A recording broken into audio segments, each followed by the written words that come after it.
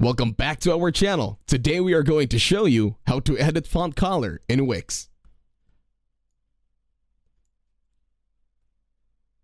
To start this tutorial, make sure you have your internet browser open and go to editor.wix.com.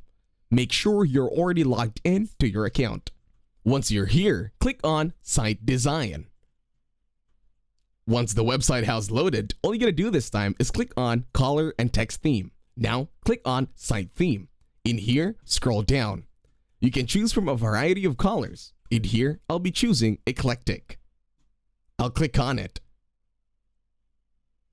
Once done, I will scroll down, and then I can also go ahead and choose another set of colors that I want to use for my website.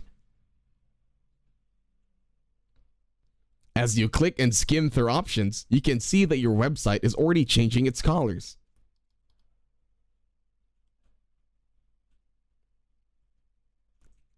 And that's it. It's that simple. All you gotta do is follow the same steps that I did. Thank you for watching this video, and make sure you leave a like, share, and please subscribe to the channel. And while you're at it, you can also leave a comment.